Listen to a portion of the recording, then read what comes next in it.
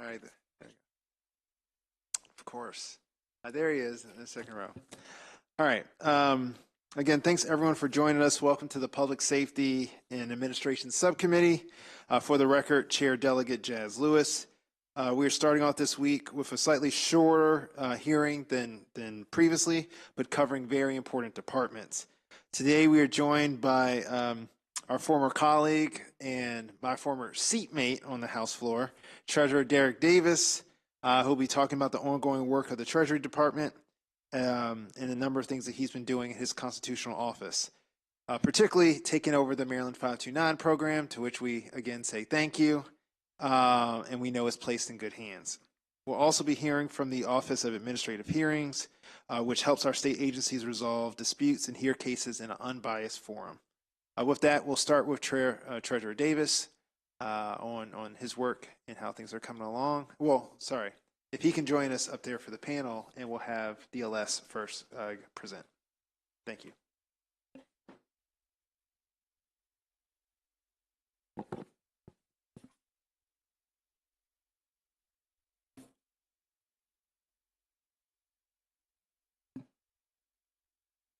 Micah, you can begin when you're ready. All right, good morning. Thank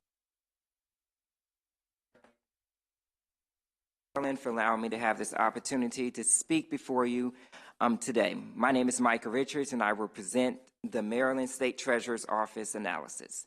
Starting on page 1, the State Treasurer is responsible for the management and protection of state funds and property. The Treasurer manages the depository facilities for state funds, safekeeps all state securities and investments, provides insurance protection against unanticipated damage to state property, and annually reviews this total amount of state debt. The fiscal 25 allowance increases by $15.4 million, which is 17%, compared to the fiscal 2024 working appropriation, to a total budget of $105.5 million. Moving to page 2, I will present the fiscal 24 legislative priorities later in the presentation. Displayed in Exhibit 1 on page 3, the insurance premiums cover 61% of the fiscal 25 allowance because of insurance premium rates. In Exhibit 2 on page 4, the reimbursable fund has an increase of 12.6% due to insurance coverage. The largest positive change is the insurance coverage for the State Treasurer's Office of approximately $22.4 million. The higher cost of commercial premiums, claims insurance premiums, cybersecurity insurance, and higher replacement values for property is the cause of the increase in insurance coverage. This increase is offset by a decrease related to the Save for College Match program. In fiscal 24, reimbursable funds are the source for the Save for College Match program, and in fiscal 25, that source will now be general funds. On page 5, contractual services to assist personnel has the largest negative change in the budget of around $4.7 million. Moving to page 6, as of December 31st, 2023, 3 of the 9 vacant positions have been vacant for less than 6 months, while 5 positions have been vacant for more than 1 year. On page 7, the Maryland 529 plan, also referenced on page 2, consists of 3 active saving programs, including the Maryland College Investment Plan, Prepaid College Trust, and the Achieving a Better Life Experience ABRE program. In the fiscal 25 allowance, the Maryland 529 program covers 3% of the budget. There is 1 new position in the 529 program that is created by the deficiency appropriation. In December 2019, the Office of Legislative Audits released a routine fiscal compliance audit with a finding that the prepaid college trust calculations for refunds resulted in excessive payments. In August 2021, the 529 board attempted to set a new earnings rate that would apply to all the distribution options to simplify the program. On June 1st, 2023, Chapter 113 abolished the 529 board and transferred program administration to the state treasurer. and the prepaid college trust closed to new enrollment but remains active for already enrolled participants. The state treasurer has outlined a 4-phase programmatic policy change initiative to resolve the prepaid college trust issue.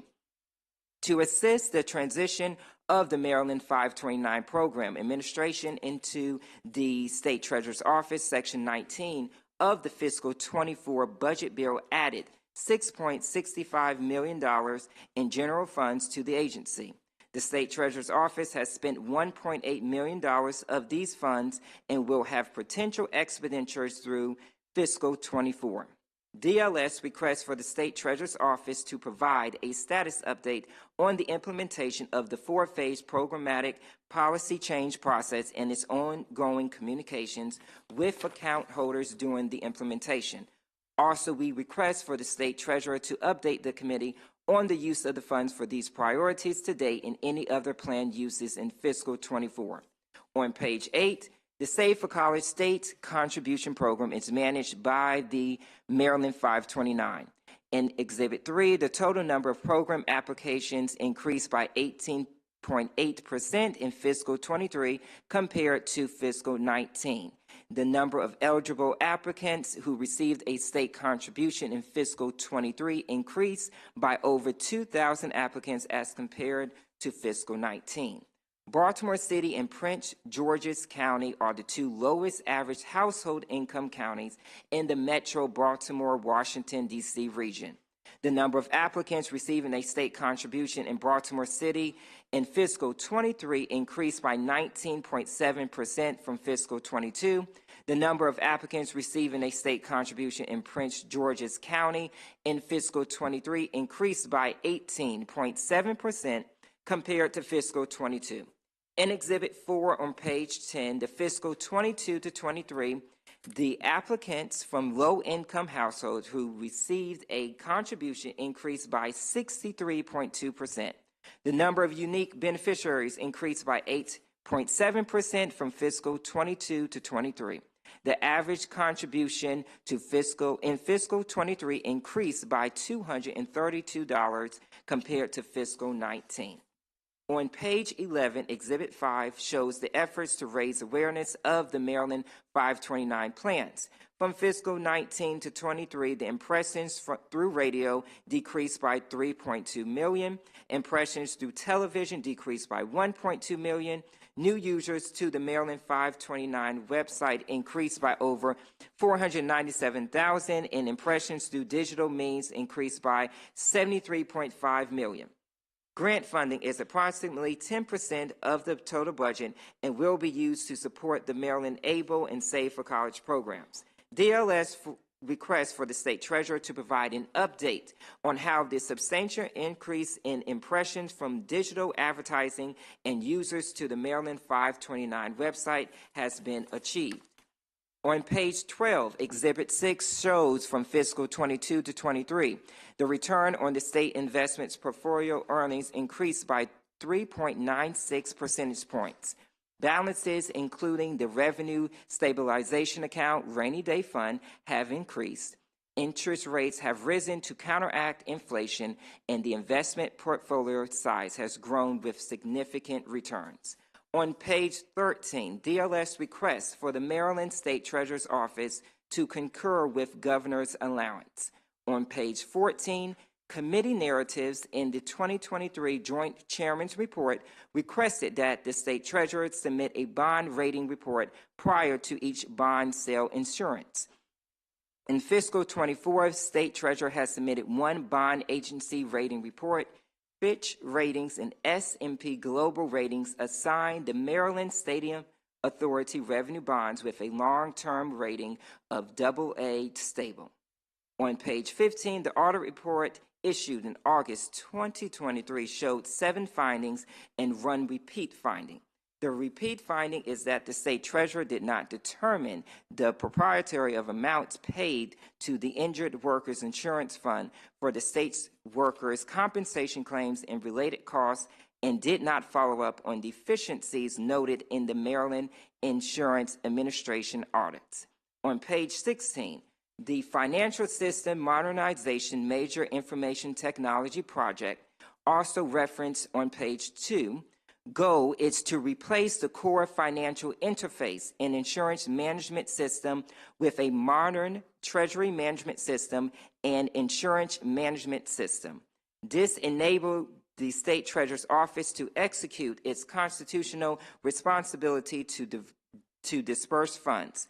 The objective is to design a cloud-based system to enhance business and technology processes. The project has experienced delays due to the challenges from the project timeline and budget risk.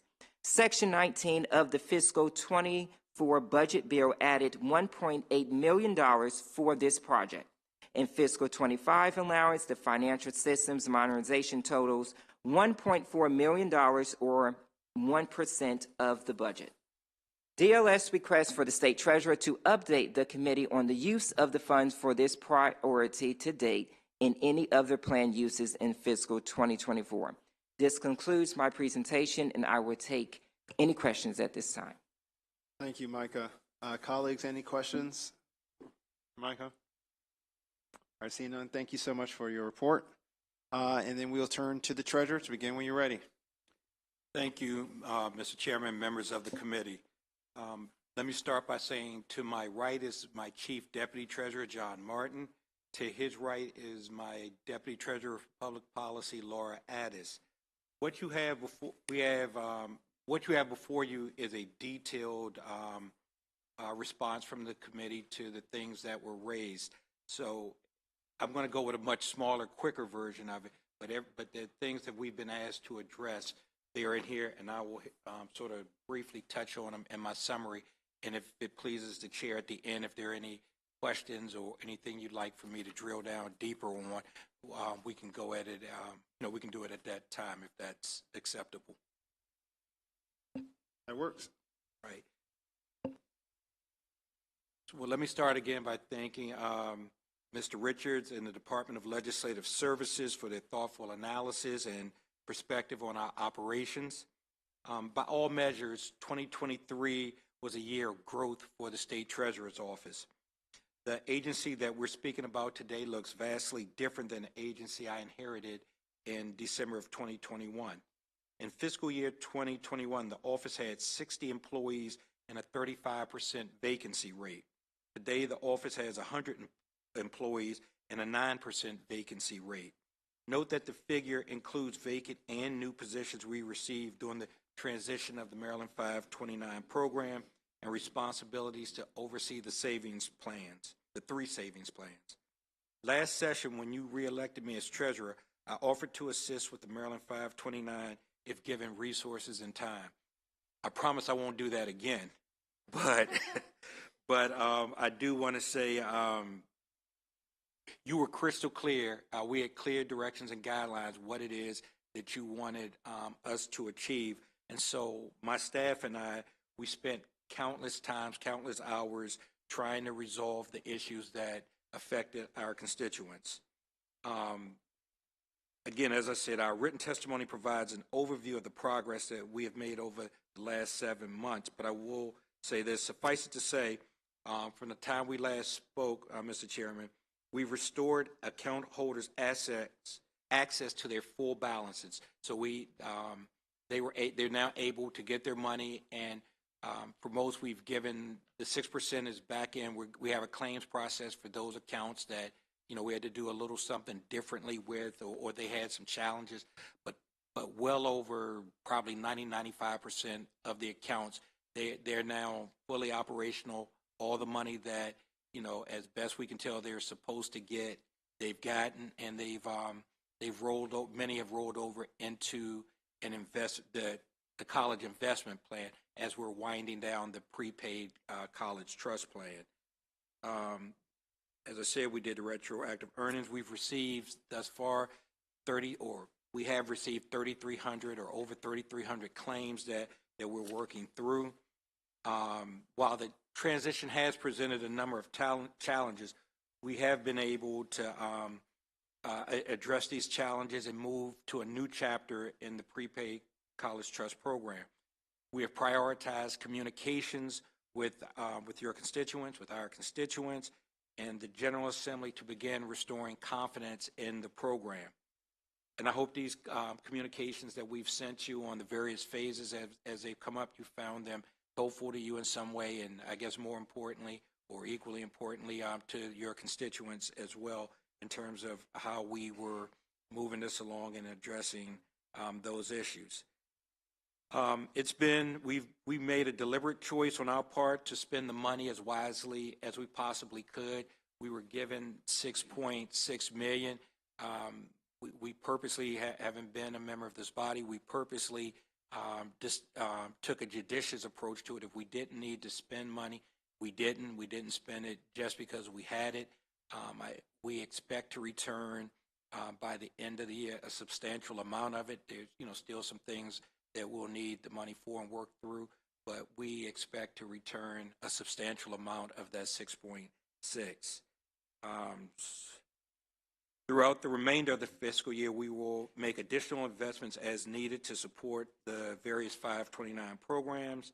Beyond 529, the DLS analysis touched on the returns for the state's investment portfolio and spending for the major IT project.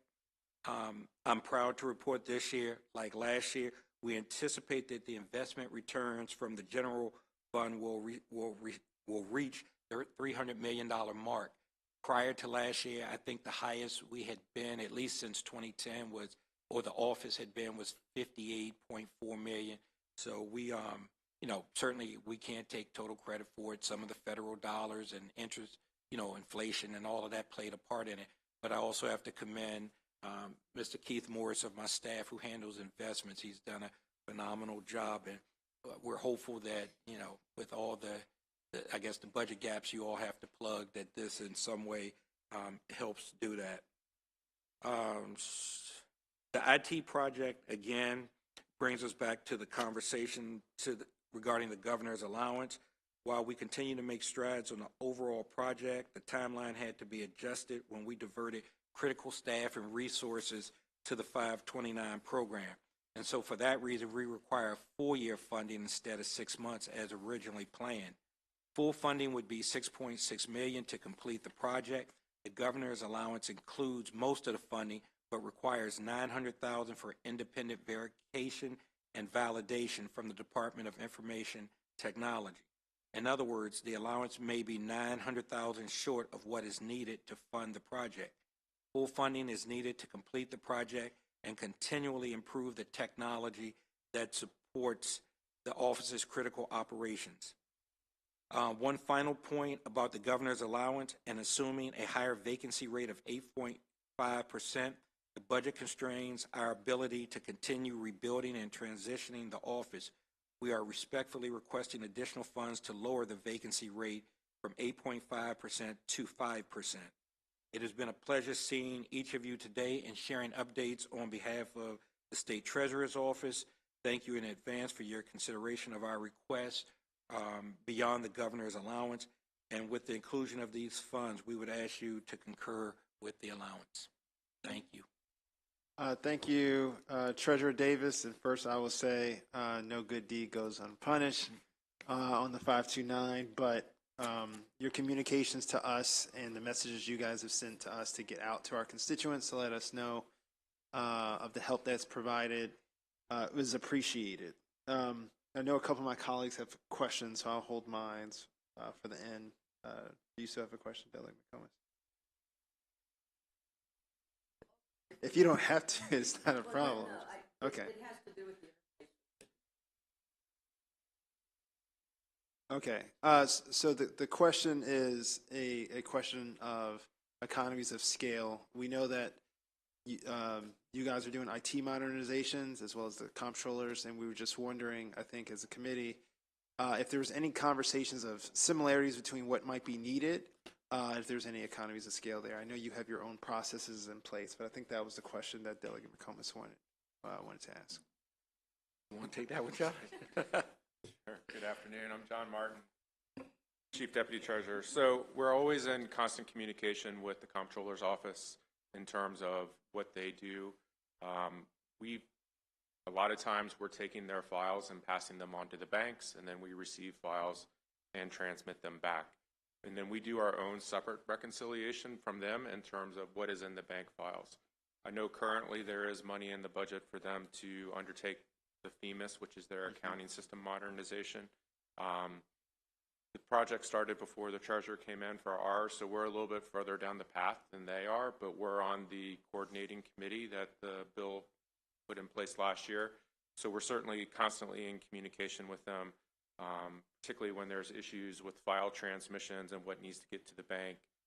So there is a lot of synergy that we have in terms of how we communicate and making sure how we transmit files. I don't want to get too wonky, and I don't know that much on the IT side, but we're certainly working together to try to make it as efficient as possible.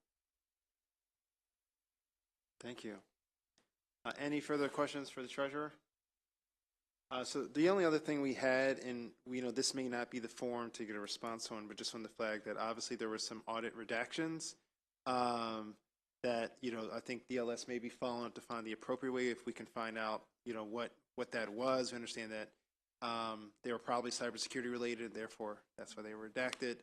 But we'd love to just stay informed to the degree that we can of that. So if there's anything you can share on that, if not, we'll find a forum that is appropriate for us to find out. I think it may be probably appropriate that we find another opportunity to have those discussions, but we are, I can't say this, we are working to address the information that was brought forward, but it may be better if we not do that at this time, very respectfully. Completely understand. Seeing no other questions, thank you, Treasurer Davis and your team, and we'll talk to you guys soon. Have a great day on purpose. Thank you all very much. It's also good to see my cousin in the corner. All right, moving forward to the Office of Administrative Hearings. Jacob, you can start with your analysis when you're ready. All righty. Excuse me. Thank you, Mr. Chair. Here today to talk about the Office of Administrative Hearings, which hears cases that originate from approximately 30 different state agencies, which reimburse OAH based on the proportion of time that it spends on their cases. Additionally, homeowners who are subject to foreclosure may also request mediation with an OAH mediator, and all decisions are subject to judicial review in state or federal court as provided by law. We'll see on page 1 in the operating budget summary that the fiscal 25 budget increases by $697,574, or 3.7% to $19.6 million. Most of that, as mentioned, is reimbursable funds with a very small amount of special funds. On page 2, we'll find Exhibit 1, which has a quick overview of the agency spending. We'll see that the majority of OAH's fiscal 25 allowance is allocated towards regular personnel, with the remaining 15% going towards rent and other fixed charges, along with contractual services and a couple of other smaller categories. The proposed budget changes are shown on page 3 in Exhibit 2. And again, we see the growth of 3.7%. The largest change is by far the salary increases and associated fringe benefit increases, including the fiscal 2024 cost of living adjustment and increments. There's a small turnover increase from 3.25% to 3.36%, and then just some other scattered changes, including maintenance contracts for the e-filing system, computer software, and computer equipment, along with a scheduled increase in rental expenses. On page 4, we note that there is an estimated shortage in the allocation for salaries.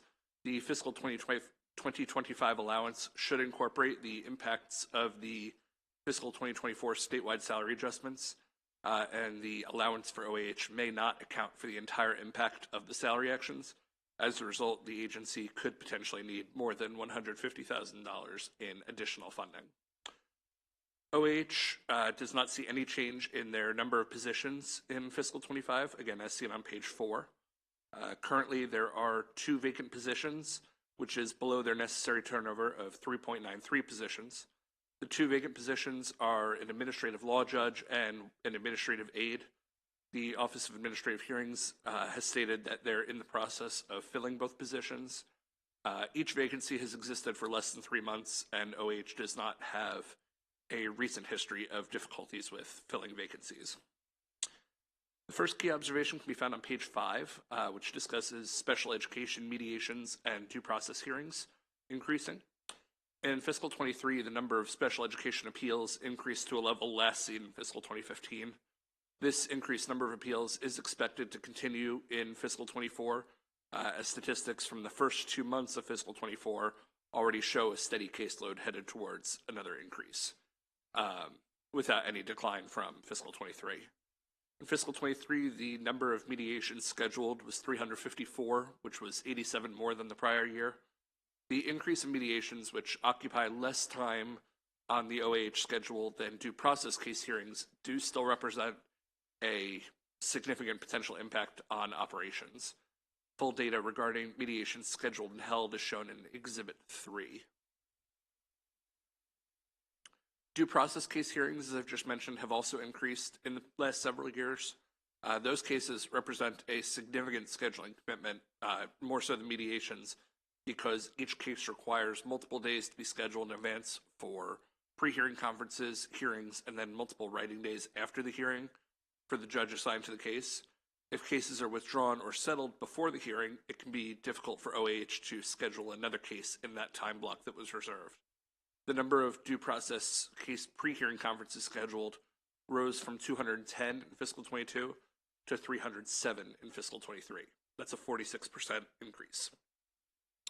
The number of pre-hearing conferences held increased by more than 50 in fiscal 23, and the number of hearings held more than doubled, again, in fiscal 2023. This increase is not necessarily caused by the increase in pre-hearing conferences scheduled and held, as changes in the number of hearings held in prior years has not necessarily been proportionate to pre-hearing conference statistics. And Exhibit 4 shows data on pre-hearing conferences and hearings held from fiscal 2015 through the 2024 estimates. OAH has stated that the increases in conferences scheduled and held has not yet had a harmful impact on agency operations, but the agency is closely monitoring the trend, as it could have a more severe impact if the figures continue to increase in the coming years. On page 7, we have the second key observation, which talks about the fact that OAH has had an increase in the total number of cases heard, but a decrease in their average overall case processing time. In fiscal 23, OAH disposed of 32,819 cases. That's 4,600 more than the prior year. This increase in cases represents a return to a typical number of cases disposed in a year for OAH, partly due to the resolution of an issue from fiscal 22 that resulted in a delay in motor vehicle administration cases being transmitted to OAH. The majority of OAH's cases come from the Department of Human Services, the Department of Health, and the MVA. Breakdown of cases disposed is shown in Exhibit 5, also on page 7. In fiscal 23, a number of different case types experienced a decrease in average case processing time. This resulted in a small decrease in the overall average processing time from 46 days in fiscal 22 to 45.8 days in fiscal 23. However, there was a significant decrease in average case processing time for foreclosure cases. These cases, which took 203.7 days on average in fiscal 22, decreased to 56.4 days in fiscal 23. And this happened for a couple of reasons. The first was the end of the moratorium on foreclosures, and the second was the clearing of the subsequent backlog. 56.4, as you'll see in Exhibit 6, which is on page 8, is a lot closer to the pre-pandemic case processing time on average for these types of cases, where they got as low as 48.5 in fiscal 20, or pardon me, 47.6 in fiscal 2020. We're now approaching those lower levels again after a couple of years of a spike. On page 9, you'll find that the recommended action is to concur with the governor's allowance. And the one thing I would highlight is that OAH did have audit findings released last year, or rather, they had an audit released last year. There were no findings in the most recent audit. Other than that, I am happy to take any questions. Any questions from members? Seeing none, thank you, Jacob. And the Chief Administrative Law Judge and your panel, I guess, can join you when you're ready.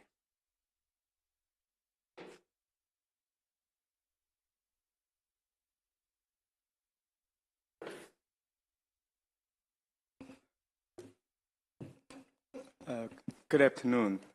Thank you, Chairman Lewis.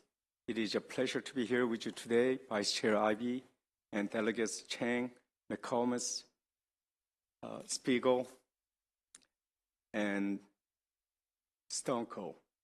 I am Chief Administrative Law Judge Chung Park of the Office of Administrative Hearings, and it has been an honor to serve as the State of Maryland's third Chief Administrative Law Judge since July 1, 2020. Also with me today are OAH's Director of Finance and Administration, Denara Harbel, Director of Operations, Administrative Law Judge John Rydick, and Director of Quality Assurance, Administrative Law Judge Latonia Dargan. I would like to thank our legislative analyst, Jacob Polyko, for his thorough analysis.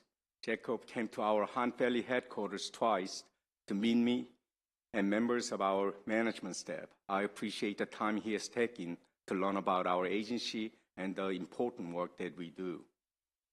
Office of Administrative Hearings remains vigilant of its statutorily defined role to provide flexible due process to the citizens of Maryland and has worked tirelessly to provide fair and impartial hearings in a safe, efficient, and timely manner to the people of Maryland who are affected by the actions of many Maryland state agencies. Accessibility and efficiency of Office of Administrative Hearing will remain strong as it continues to ensure diligent due process for all Marylanders. In addition, as indicated by Jacob, that we are extremely proud that the final report of the Office of Legislative Audit for the audit conducted for a period of July 3, 2018 through August 31, 2022 resulted in no findings. We concur with the Governor's allowance. I and members of my management team are here and happy to answer any questions committee members might have. Thank you. Thank you so much. Are there any questions? Delegate McComas. Mr. Chair, just a brief question. I've had several folks that I've known over the years that have been judges for the Office of Administrative Hearings, and I've always gotten the impression, and I've never really, talked to them extensively, but that they basically have cases of all kinds of different variety of those 30 that you cover, and I was wondering, in other words, could they have a something, one dealing with whether a person should stay committed in a mental institution, and the next day would have a calendar of MVA cases, and the next day maybe, what else?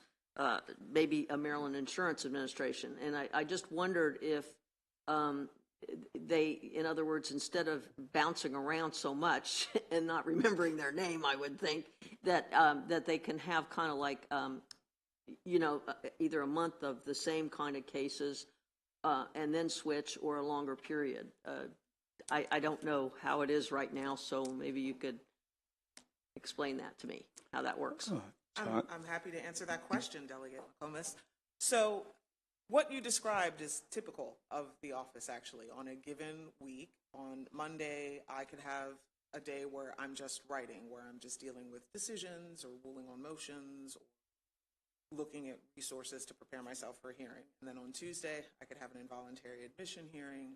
On Wednesday, I could have a Maryland State Police docket, which deals with handgun permit issues. Then on Thursday, I could have a Home Improvement Commission matter where a homeowner is in dispute with a contractor who performed an inadequate, incomplete, or unworkable home improvement. And then on Friday, I could have a motor vehicle administration. All of our ALJs are trained as generalists.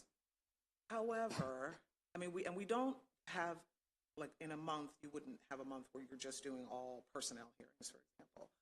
But we recognize that people have interests in particular legal disciplines. So we do have what are called subject matter specialists. So those are the ALJs who are particularly interested in a specific case type or case types. And they are dedicated to keeping themselves apprised of the latest developments from a statutory perspective or regulatory perspective, case law perspective. And they assist my division, Quality Assurance, with providing continuing legal education to the ALJs, sometimes on those specific disciplines as part of our. But it is very much a vast and varied docket that you will have over the course of 1 month of doing the job of administrative law. So we do cases, we do hearings for approximately 500 types.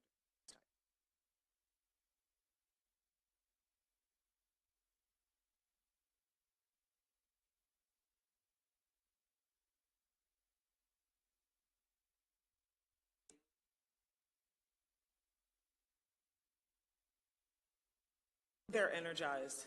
They're energized because it's different. I mean, and there are approximately 60 of us. So if you ask us what our different coping mechanisms are and our different strategies for hearing our cases, you would get 60 different answers.